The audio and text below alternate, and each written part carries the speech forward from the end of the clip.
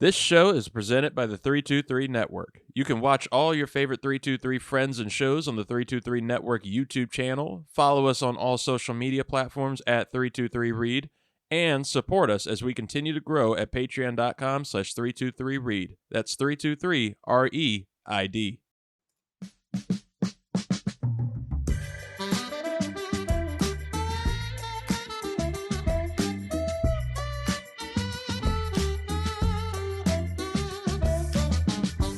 Ladies and gentlemen, welcome to the 323. I am your host, Reid Murphy. I'm really happy for you. I'm gonna let you finish. Who the fuck is that guy? Look at the show. I'm the captain. Welcome to the fucking show. Fuck Scott.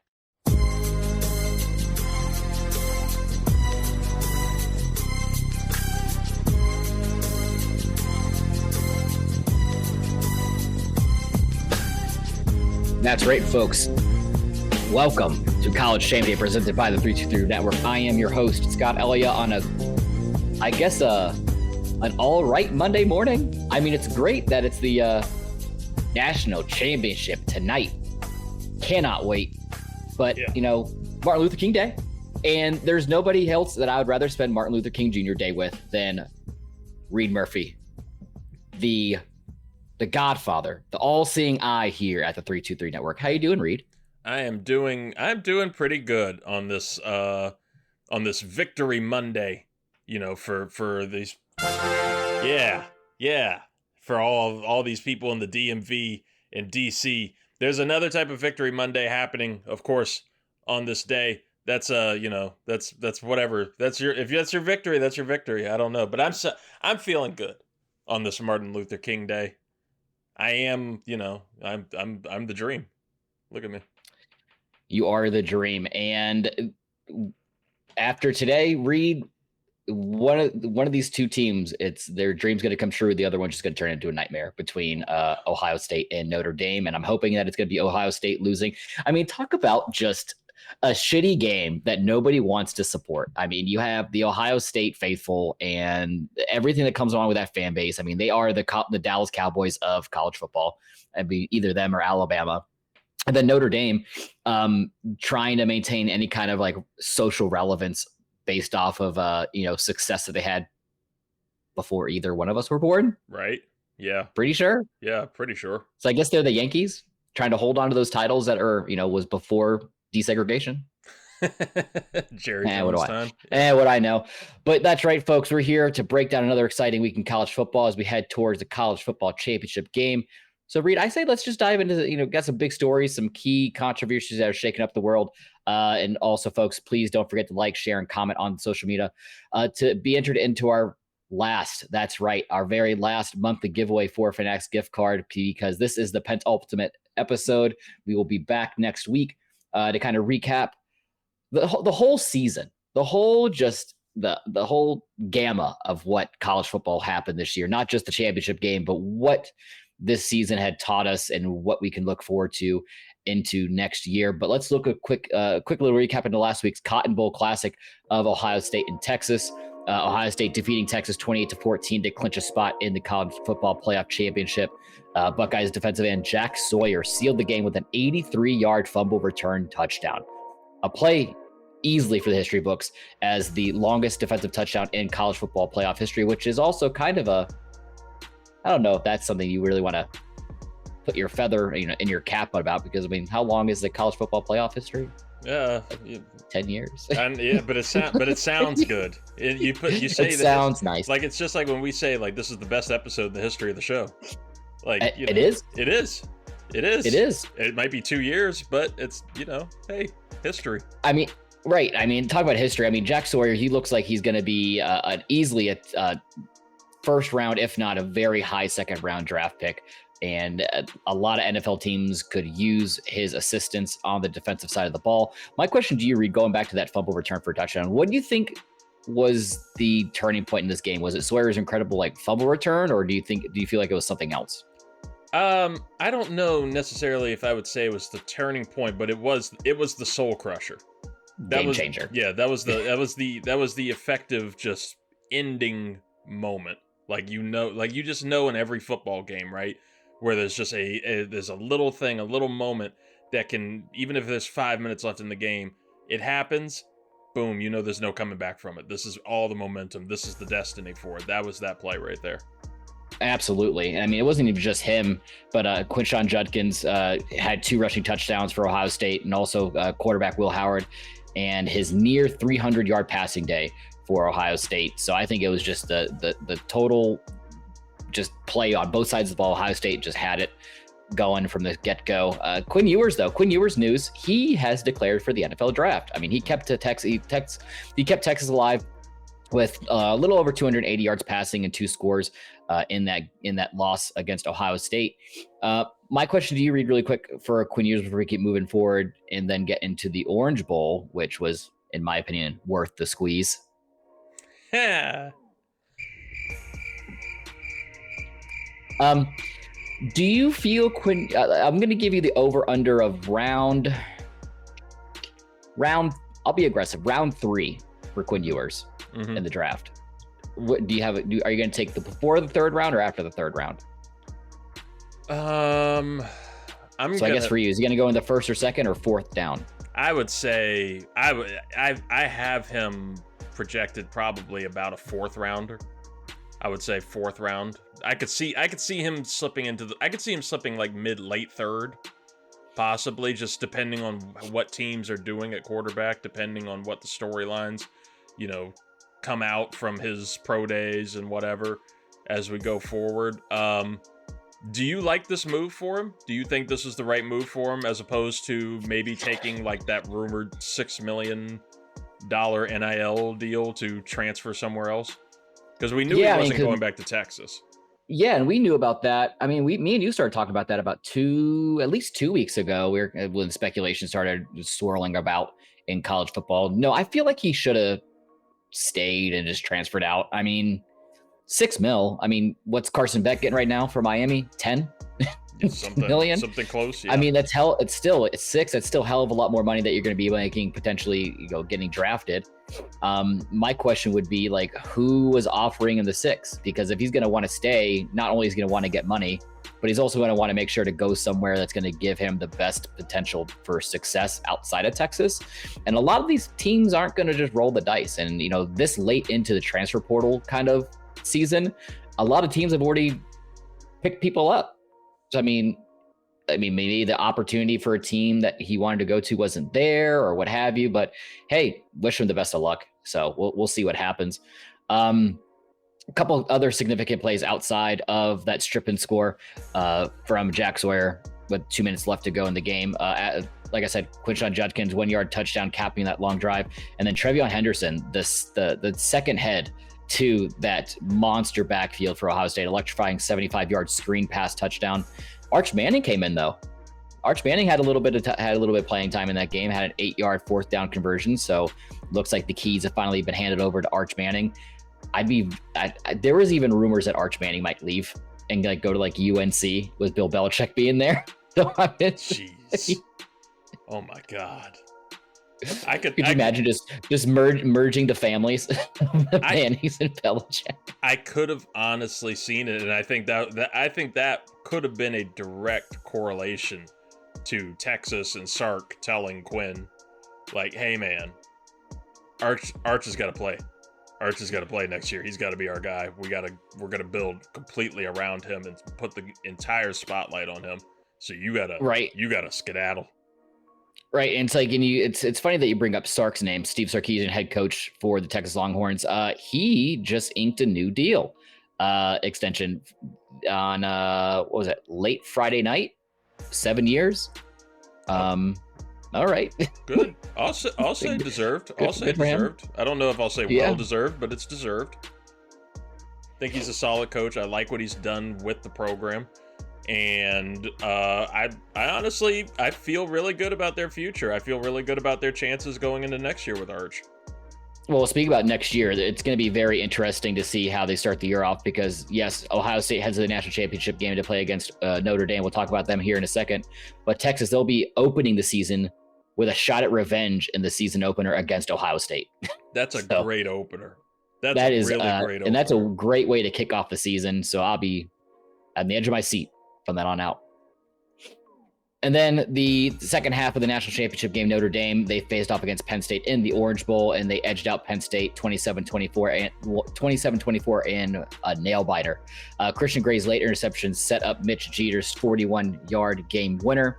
For my questions, Drew, are really quick. I don't know if it was poor decision making under pressure or what, but I don't know if it's gonna just destroy his confidence from here on out. But like, I just want to know what was going through Drew Allar's mind on that final pass. I think there were a lot of Penn State fans that were wondering that.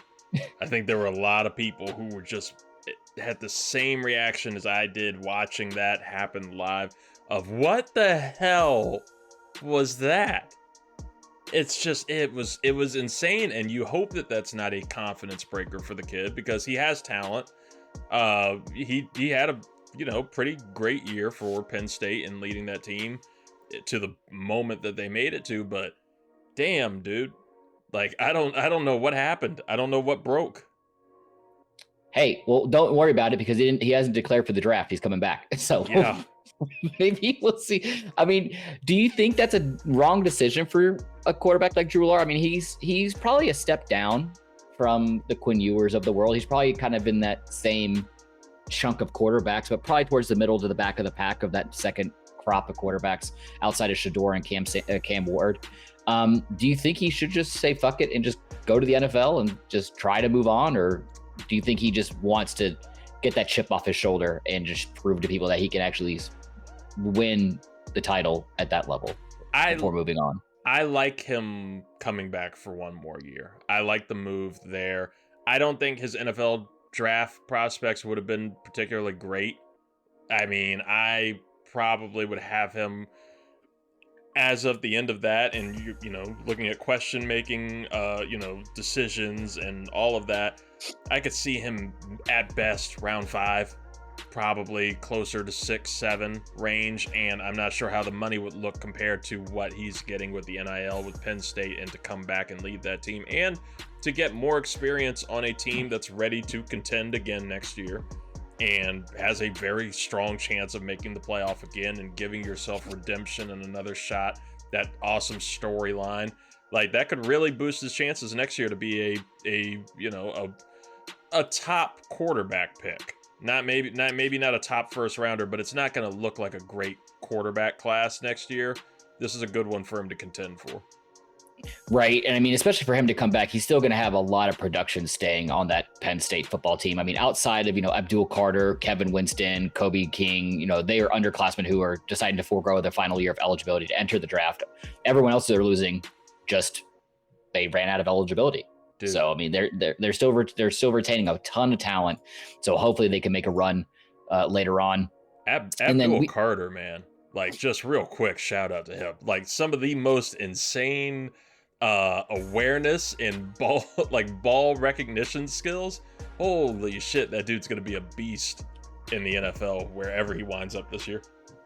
Well, it's like, and he's just and you saw that really cool moment before the game with, LeVar Arrington, Micah Parsons, and him, all famously number 11s for Penn State, all kind of just enjoying the moment pregame. And that was a really, really cool sight to see. So I'm really hoping that Abdul Carter comes in the NFL and just torches everybody, torches everyone. Of course, up next for Notre Dame, you got Ohio State in the championship game, and then Penn State, they'll open next season against Nevada. Yeah. Cool. Okay. All right. Fun. All right.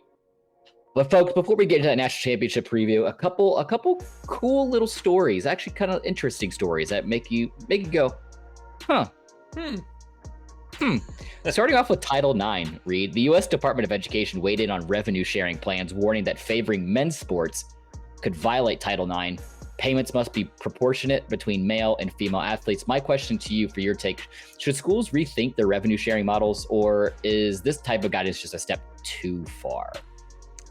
I'm all for equality typically. I like the chaos that comes from it with these schools, because you see how much money all of these schools make, how much money the NCAA makes as a whole. Like, we've been wanting the athletes to get paid. Now, everybody that's been harping for that, and particularly caring about football and like men's basketball, you have to answer for it now, right? So I'm curious to see where everybody's general opinions go for this, and how many people either change their tunes, modify it. I'm curious to just see what happens in general, because everything's so wild and out of control with the money right now in college sports as a whole. Like, something has to change drastically. There needs to be more litigation. Isn't the word I want. I don't want any more litigation, but there needs to be like more of a structural framework to the way that these NIL deals work. Like, there needs to be more of a standardization across the board, so that way everyone knows the rules. Because right now it's still very much the wild, wild west. And then when it comes to like situations like this with Title IX, I mean, yeah, you want people to make it. You want people to maximize the amount of money that they can possibly make during their time on this planet with whatever they do. I mean, you could be selling cardboard boxes on the side of the street. I want you to make it the most money that you can possibly make. Same thing goes for these athletes. But at the same time, these are the same conversations we're hearing even in professional sports, most notably the WNBA and the NBA. How come the WNBA players aren't making what the NBA players? How come they're not getting LeBron James money? But at the end of the day, you got to look, okay, well, who's bringing in the revenue? And, kind of sharing it from there. Because if you want to break it down, even just keep it to male sports, it's like saying that what the football team could potentially make shouldn't be any different from, I don't know, what's an obscure male sport that nobody watches? Polo or rowing, maybe. Some random sport, some random thing. Yeah. Yeah, it's kind of it's like that. So that way, it's not so much male female conversation, but it's just male on male hate crimes. So it's just, I mean, it at the end of the day, it's a business. So you're gonna have to want to pay the people who are bringing in the money the most, and then everything kind of trickles down from there. And if people have an issue with it, I'm all for promoting, like you said, equality in women's sports and trying to give them the light that they deserve. I mean, hell, you saw it recently with Caitlin Clark playing for Iowa. I mean, I think that was the most eyes they ever had on women's college basketball, at least for me. I mean, it's just the amount of attention that kind of brought. And when you're able to have those moments, I feel like it bridges a lot of animosity that these kind of riffing groups have, because it's something that we all can enjoy. But I don't know. It's above my pay grade. Also above my pay grade, college football playoff changes on the horizon, question mark? I mean, no big changes yet for the 12-team playoff starting in 2025, but there's still plenty of buzz about tweaks. My question, me and you and Zoo talked about this recently on the latest Ricks versus Gricks episode. And folks, if you haven't caught that, wherever podcasts can be found, YouTube, you can go check it out over there. We talked about it a little bit about reseeding and what the NFL could do as far as changing their playoff model. My question to you, Reid, would be, should conference championships automatically get buys, or should the best teams be seeded regardless of conference standing? I think I am a little more for, just the top records. And I think I'm for that across sports now, where, it was awesome to see Boise State host for the second round and automatically get that bid, and who was it, Arizona State hosting. But you knew what was going to happen with Arizona State. Like we knew it, and it just didn't pay off for me that Arizona State automatically gets that. Like, it's cool to get a bid into the playoffs, but not like a hosting immediate second round bid. Like, that could have easily gone to one of these other teams that went out first round and would have taken out Arizona State in the first round. So I'm down for a reseeding. We know that with this expansion, especially with how much more it's going to expand over time too, that there's going to be tweaks and fixes. Yeah. I was going to be a little surprised if it happened as soon as next year, but I mean, it seems like they're listening and they're hearing people, they're hearing the complaints and hearing things out, I'm sure, from different ADs too. So we'll see. Right. I mean, they're definitely trying to make the most exciting product you could possibly make, right? But like, if you look at those 4 teams that got those automatic bids into, you know, the Peach Bowl, the Rose Bowl, the Fiesta Bowl, the Sugar, the big 4, none of them won. It wasn't just Arizona State or Boise State. Oregon got crushed by now national champion hopeful Ohio State, and same thing with Georgia. I mean, they got embarrassed at the Sugar Bowl. 23-10. Right. So it's like these automatic bids aren't even so much a guarantee to be able to even move on to the semifinals. It's like, well, and it's also equally difficult to say who's the best 4 teams. It's a little easier in professional sports because you're limited to what? NFL has what, 32 teams? Yeah. And it's all kind of interchangeable. You play people in your division twice a year, and then you play, I don't know the exact logistics to the schedule. It's crazy to me, but you get a more concise body of work. Whereas the college world, you get teams saying, oh, well, we beat them and they lost to them, but they beat them. So it's like, you start going this huge circle around and around and around. And now you even have, what I would have loved to have seen is a Michigan, Northern Illinois, like undercard game before the championship game, because those two, Ohio State lost to a 5-5 Michigan's team, and then Notre Dame got embarrassed at home to Northern Illinois. So it's just like, there's no sense in telling who's the best, because if you want to say who's the best by who beat who, those 2 teams beat the 2 teams in the championship game. So it's like, why aren't they there? Yeah, there's not going to be any right formula to this, and I think college football fans, the more casual ones, need to understand that there's so much more nuance to figuring this out outside of going to a whole pro style model. And then actually, like, instead of having your Power 4 conferences, your Division 1 having 100 teams, maybe you trim it down to 40. You have Division 1, Division 1A and Division 1B. Maybe you do it kind of a relegation system that the Premier Leagues do. Maybe you do it that way. I have no idea. It's just this whole thing, like, even looking at this year's bracket, right? Like, I'm looking at this right now where, you know, Oregon number 1, like, if you're just going off of a seeding, right? And just looking at it purely as seeding, not even with the titles, like Oregon at number 1, you make that argument, sure, cool. Georgia 2, sure, okay.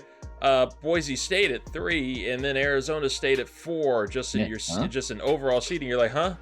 Wait a minute. Like, like it makes a little more sense, like, over on, you know, the one side where Penn State took on SMU. Like, that's where, like, you have schools like this, SMU, and they got knocked out immediately. Indiana, rest in peace, Siggs. He's still with us, but he's not in the bracket. You know, they got taken out immediately by Notre Dame. I could have seen, like, let's say Clemson here. I could have seen Clemson taking down an Arizona State. I could have honestly seen it, either Clemson or Tennessee taking down Arizona State or Boise State and advancing to the second round, as opposed to having Boise State and Arizona State immediately there and getting that much of a bigger chance and a bigger step towards a championship that I don't think they truly rightfully deserve, just because they got a conference title in a conference that, you know, what the hell are we doing? It's like the NFC South. Right. They're the NFC South. Yes. Apologies to the South. Well, you know, and you bring up Clemson, and that'll be the last little, you know, news to know before we get into the championship preview. We'll have like a little conversation, and we'll let these fine folks go off and enjoy the rest of their Martin Luther King inauguration national championship Monday. Hopefully they're off. I'm off. You're off. I'm off. I got nothing to do. I put my couches together already, so I'm just going to relax and enjoy my fat ass on the couch for a little bit today. But the ACC, they're looking at actually making some changes. Jim Phillips is rethinking. Jim Phillips is the president of the ACC conference, by the way. Rethinking how the ACC crowns a champion. Options include, and I want to know which you prefer at this point, Reid. A bye week for the regular season champion, or restructuring the final weekend into semifinals. Which give me the last do one you again? prefer? So they would restructure the final weekend into semifinals. So you'd have the top 4 teams playing each other And so one plays 4, 2 plays 3, and then whoever wins that goes into the championship rather than having it just be the top 2 seeded at that point. Do you prefer traditional title games like that where the top 2 in the conference play each other just automatically?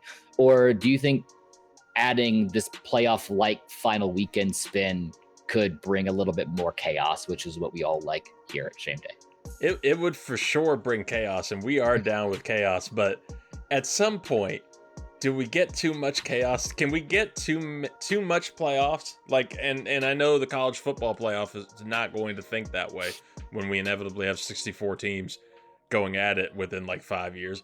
But just have it be December madness at this point. Just stop the season at Thanksgiving weekend. Just stop the season there, and then all December is just a massive football playoff, just like March Madness. It's going into January. It's like the NBA with the play-in tournament.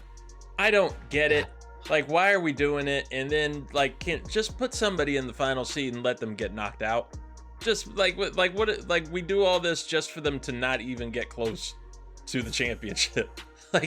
Like just do the normal shit, and then we'll move forward. Well, it's crazy too, because if you look at the ACC standings from this year, if like that top 4 scenario was enacted, you'd have SMU playing Syracuse and then Clemson playing Miami. Ugh. We don't want Miami. Well, even that probably was a little bit shaken up because these are the final standings. I would love to have seen. I would have loved to have remembered what the standings were going into that final weekend. But hey, oh well. I guess we'll put a pin in that for next year. The past is the past. I do have a little news to note thing that just a little bits and cutlet that I'd like to get your thoughts on. Tommy Cutlets? The transfer portal. Not Tommy Cutlets, but the transfer portal. The potential for the portal, what do we call it? The open market? Open market, sure, yeah. Having that being moved to after bowl season. I heard that there's conversations and talks on that. How do you feel about that? Yeah, absolutely. Yeah, because you have all these players leaving and going in, and you have situations like now, right? With Quinn Ewers. We just talked about it a little bit ago. He can't exactly talk to anybody in the transfer portal because he's still playing in the college football playoff. It's kind of the same way like the NFL. You can't interview coaches who are actively in the playoff, right? That's a rule, right? Sort of. I think sort of. I think they're doing like virtual, but but I get what you mean. Yeah. But no, there needs to be stricter rules when it comes to transfer portal, because now it's just a transfer portal world. This is the way that teams are going to be sustained from here until eternity. Mm-hmm. You're still going to have traditional recruiting, trying to bring in some homegrown talent, trying to develop them in the short term. But come sophomore year, you're already looking at them like, look, we got to open a roster spot. Your best chance is to go hit the transfer portal now. You still got 2 to 3 years of eligibility if you didn't use your red shirt. Get out so we can bring another kid in and see what he has. And that's just the way it is. It's just going to be a revolving door. But you can't have the revolving door open at all times. I mean, you have to lock the door. You have to tell people, wait, we're closed. You need to wait in line like everybody else. So I honestly feel bowl games. We've had this conversation, my feeling about bowl games, but bowl games should be moved to the beginning of the year. That should be like your kickoff weekend, week 0, week 1, have all the bowl games that would have happened at the end of the year prior at the beginning of the year. So that way it gives people an incentive to actually care, try to make bowl games relevant. But regardless, the transfer portal should not until the championship game is done. Final, streamers coming down, trophies in the air, Ryan Day crying, sad tears, Marcus Freeman crying happy tears. There should be no talks about this. And then you have all these situations of tampering, Wisconsin, Miami. Mm-hmm. You have all these like tampering issues and things like that, like to where like if those situations are found out to be true, the hammer really needs to be brought down, whether it's losing roster spots or losing bowl eligibility for the following season or two. Like there needs to be stricter punishments to negate the potential risk of that happening, I guess. But to answer your question, yes, it should be moved to the very end of the season. I agree. But that's the past. This is the present. And there's only one thing to talk about in the present right now: the national championship. That's right. Ohio State, Notre Dame. The line, Vegas is favoring Ohio State by 8.5, which I feel is wild. It's a strong. But then line. again, but then again, Notre Dame lost to Northern Illinois. Maybe it's justifiable. I don't know. My big key matchup that I'll be watching in this game is going to be Will Howard's high-flying offense against Notre Dame's blitz-heavy defense. They say defense wins championships, Reid. But to you, who are you going to give the edge to? Is it going to be Ohio State's offense or Notre Dame's defense?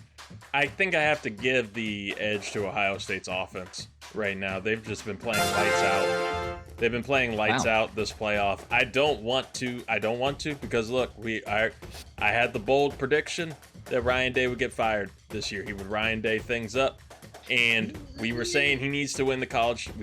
Everybody's been saying he needs to win the national championship to do this, and damn if they haven't looked motivated. If that team has been playing out of its mind. Will Howard's been off to these really great fast starts, and that's not what we were seeing too much during the regular season. He is like a different level right now. He's Joe Flacco contract year right now in this college football playoff, and it's performing well, and it's equaling out for great success right now for Ohio State. So Notre Dame's defense, if they can just get stops early and just keep things tight, sure, you got a chance. And pause. Keep it right, keep it tight. They have a shot, but if you just let Ohio State, if we get off to like a 14-3 start somehow, like in the first quarter, it's not going to get any better. We're not going to get Ryan Day tears. We're going to get Marcus Freeman, tears and his hair streaming down his face. It's not going to be pretty. And Will Howard, he needs to come out the gate running in this game because yes, you're right. He is in a contract year because he's a senior, and he's probably going to be coming out of the draft. He's playing for a contract at this point. Yeah. I mean, they're going up against a Notre Dame defense that's only allowing 3.5 yards per carry. So Trevion Henderson and Quinshon Judkins, who I'm very intrigued to see what they do at the next level. They're going to have their work cut out for them on the ground. But, if you're Will Howard, you're saying, thank Christ, you have Jeremiah Smith and Emeka Egbuka on the outside. So hopefully they can catch Notre Dame with their pants down, being a little bit overzealous with their blitz packages and try to get the ball out quick. And Riley Leonard for Notre Dame, quarterback Riley Leonard, true dual threat, strong running ability, often makes key plays due to his toughness and his competitiveness. That's another gentleman I would say keep an eye on because he's also playing for a contract. Fun fact, Reid, for the day. Ohio State has beaten 5 top 5 teams this season. Could they make it 6? Is this the official time for predictions? Yeah, I'm asking you who you got. I, unfortunately, have got Ohio State. They're going to make it 6. I know. I'm contradicting my own bold prediction, but I can't go against how high-powered Ohio State's been this year. It's a weird thing to say I'm rooting for Notre Dame, right? It's a very weird thing. That's not something you hear across the country, especially like when you see the success that Notre Dame has already had. Like, have you seen the independent money that Notre Dame has been taking out of this college football playoff journey? Because all of it. Yeah, like Penn State, Ohio State, they each earned $14 million for the Big Ten, right? It's $28 million total. Texas earned $14 million for the SEC. All of this money, like Notre Dame, they've earned $20 million for their conference too. They are their conference. So they've just brought in all this money. No matter what, they're coming out of this a winner. And I like Marcus Freeman a lot. I think he's a really cool coach. I like Riley Leonard. It's a little date. Apparently this is Jesus's team. According to Riley Leonard, they said God is going for this team first. So I don't know. I don't know, but Ryan Day is motivated like hell to not get fired. And look, man, there is nothing like the work ethic of somebody that's on their last strike and knows they do not have a backup job. They do not have a backup job, and they are pushing shit out hard today on the fucking line. That's Ryan Day on this national championship. I think he gets it done. Oh, I don't want to ride with you. But you have to look at this from a 1,000-foot view. You had to put this in because we still do have some fans of Shame Day here who are casual college football fans, and they don't understand, or not that they don't understand, but they don't know the history that some of these teams have. And the best way that I can do it is try to draw comparisons to the NFL. I mean, Notre Dame, a team that was once gloried and now they've just been a bag of shit, and they finally found some success. So now it's going to give that fan base another 20 years of chirping. So it gives me Dallas Cowboy vibes. If Cowboys were ever to go to the Super Bowl, let alone win the Super Bowl, that's something that we don't want. And then on the flip side, Ohio State, one of those top 4 or 5 teams, got a coach who just doesn't know what he's doing half the time. He kind of just stumbles into wins, and just the players make the plays. I don't think it's him calling the right plays. I think the players are actually doing all the work for him. So he's the Nick Sirianni of college. Yeah, it's just like, who would you want to win in the Eagles-Cowboys matchup? Nobody.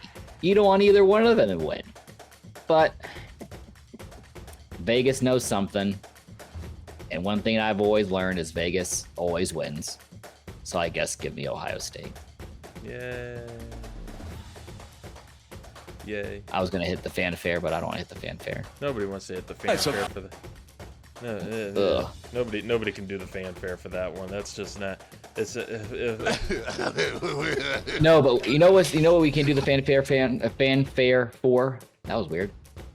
We can do the fanfare for the fans. Yes. How about that? The fans, that's right. You all at home, wherever you're listening, whether you're watching us live, not live, in person, virtually in person. I don't know. We're 5 years into COVID. I still don't know if it's in person or virtual. But thank you all for a great season 2 of College Shame Day. Like I said, we are not done yet. We will be back next week with a little bit of a recap of not only the national championship game, but just college football and what the future looks like here at Shame Day. Reid, again, thank you so much for joining me on this journey. And what do you have going on for the NFL? Because as we're recording, NFL playoff weekend is over, moving on to next week. What do you have going on your side of the world? Because we would normally do like a good Sunday hangover to recap the divisional round and, shout out to all those teams that are advancing. You got the Commanders, the Washington Commanders somehow going against the Philadelphia Eagles.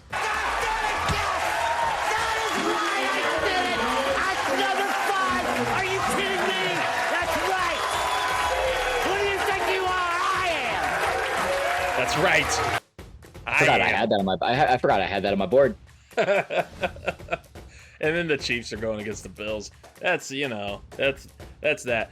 We'll talk about those games and the divisional round recap. We're going to do that on Ricks versus Gricks on Friday. So you'll get your regular show. You're going to get plenty of show that day and all of our thoughts, all of our excitement. Maybe we've calmed down. Maybe we've gotten more tripped out. Who knows? You'll find out on Friday. And I can't wait. Maybe I'll be there. Who knows? Maybe I'll be there. But I'll tell you one thing, I will be here next week. That's all for this week's episode, folks, of College Shame Day. Remember to follow, like, and comment for your chance to win a Fanatics gift card. It's the last one. And maybe I can scrounge up a couple extra coins out of the town coffers for maybe it's 25, maybe it's a little bit more. There's only one way to find out. Next week here at College Shame Day, we'll announce the winner on our next show. Until next time, stay loud, stay proud, embrace the shame, and have a wonderful Martin Luther King Jr. National Championship Day. Yeah.